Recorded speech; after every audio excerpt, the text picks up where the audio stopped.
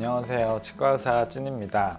오늘의 야간 진료는 치아보험에 대해서 얘기를 좀 해볼까 합니다.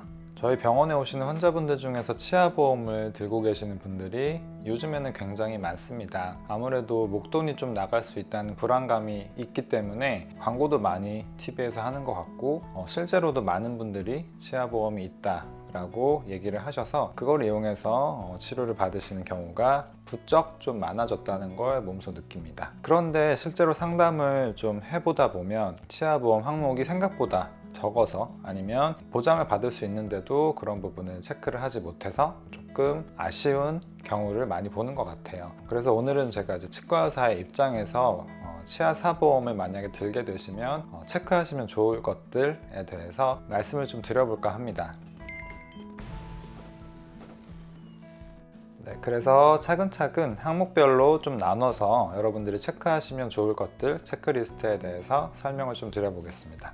첫 번째로는 브릿지라고 하는 치료가 포함이 되어 있는지 여부를 체크하시는 게 좋은데, 브릿지라고 하는 것은 치아가 하나 또는 두 개가 없을 때 그 양 옆에 위치한 건전한 치아를 깎아서 거기에 걸어서 수복하는 치료를 말을 하는데요. 사실은 요즘에는 잘 안 하는 방식의 치료입니다. 그런데 요즘 나와 있는 치아보험 상품 중에서는 이 브릿지를 보장하겠다는 그런 보험 항목들이 많이 나와 있는데, 굳이 이런 것들은 요즘의 치료 방식에서는 필요가 없을 수 있기 때문에 브릿지로 인해서 과도하게 보험료가 잡혀 있는 경우에는 굳이 그 상품을 선택하지 않으셔도 되지 않을까라는 생각이 듭니다. 그래서 보장되는 항목을 보실 때 브릿지라는 항목이 얼마나 보장이 되고 있는지를 체크해 보시는 것도 좋을 것 같습니다.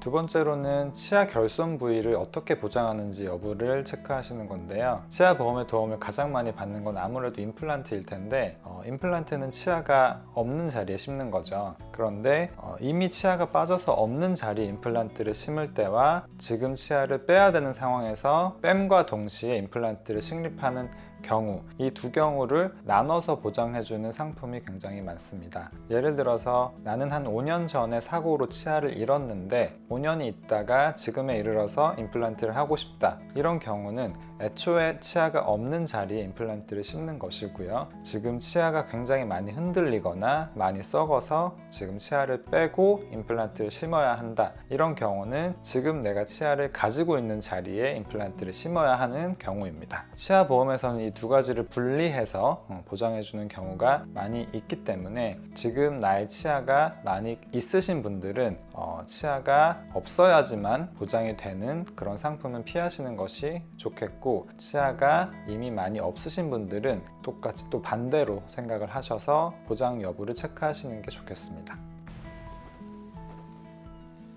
다음으로 레진 치료도 보장이 되는 경우가 있는데요. 레진 치료를 보장을 해줄 때 충치로 인한 레진 치료인지 아닌지 이런 것도 보험사에서 분리되어 있는 경우가 많습니다. 레진 치료는 이가 썩어서 하는 경우도 있지만 사실은 이가 단순히 패여 있는 부분을 레진으로 떼우는 경우도 많이 있습니다. 보통은 이렇게 충치가 있는 자리에 레진을 해야만 보장이 되는 경우가 많아서 나는 레진 치료가 보장이 되는 걸로 알고 치과에 오셨는데 충치가 아니라 치아 패임 때문에 떼어야 하기 때문에 보장이 안 된다. 그래서 좀 난감해 하시는 환자분들도 많이 계세요. 그래서 요즘에는 치경부 마모증, 치아가 패여 있는 것을 치경부 마모증이라고 보통 하는데, 요즘에는 TV에서 치경부 마모증도 보장이 된다 이렇게 광고하는 치아보험 광고도 많이 나와 있습니다. 본인이 만약에 충치가 많이 없지만 이가 많이 패여 있는 것 같다 경우에는 꼭 충치가 아닌 경우에도 레진이 보장이 되는지를 체크하실 필요가 있겠습니다. 다음으로는 특약에 관련된 내용인데요. 이 특약사항을 본인이 필요로 하는 그런 치료에 조금 더 보장이 될 수 있도록 잘 넣게 된다면 굉장히 보장 범위가 커질 수 있습니다.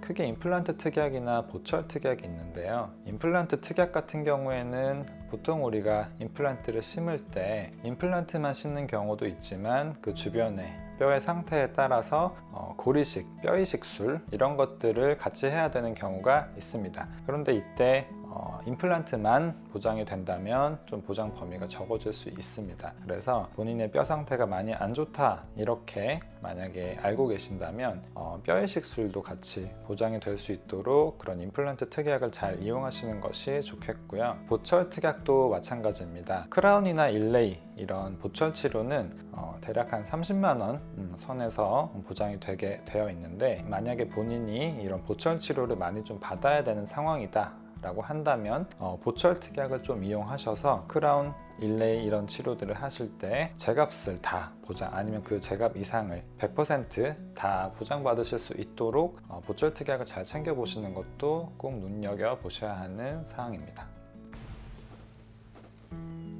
이제 보험을 하실 때 무진단 가입이냐 진단 가입이냐 이런 것들인데요. 무진단 가입이라고 하는 것은 말 그대로 진단을 하지 않고 바로 가입을 하는 것인데, 이런 경우에는 보통 1년이나 2년이 지나야지만 보장이 시작되는 경우가 많습니다. 반면에 진단 가입이라고 하는 것은 병원에서, 치과에서 진단을 받으시고 그 진단받은 자료를 토대로 보험 심사를 받고 그 심사 결과에 따라서 통과 여부가 결정되는 그런 상품이라고 보시면 될 것 같습니다. 후자의 경우에는 바로 보장이 되지만 심사 기준이 조금 까다로울 수 있다, 이런 점들을 염두해 두시는 게 좋겠습니다. 이러한 것도 보험을 알아보실 때 참고하시면 좋겠다고 생각이 돼서 말씀드립니다. 지금까지 치과 의사 입장에서 치아 사보험을 가입하실 때 챙기셨으면 하는 그런 부분들 몇 가지에 대해서 말씀을 드려보았습니다. 최근에는 이 치아보험에 대한 수요가 굉장히 많아지고 앞으로도 되게 많아질 거라고 예상이 되는데, 잘 알아보지 않으시고 가입을 하셨다가 낭패를 겪으시는 경우를 많이 봅니다. 그래서 안타까운 환자분들을 조금 보게 되는데요. 이 영상 보시는 분들은 꼭 제가 말씀드린 이런 부분들을 잘 챙기셔서 이왕 가입하시는 거 조금 더 보장이 잘 되고 내가 필요한 치료가 보장이 되는 그런 보험 상품을 잘 알아보셔서 가입하시길 바라겠습니다. 이상으로 치과의사진의 야간 진료였고요. 다음에 또 더 좋은 유익한 영상으로 찾아뵙겠습니다. 감사합니다.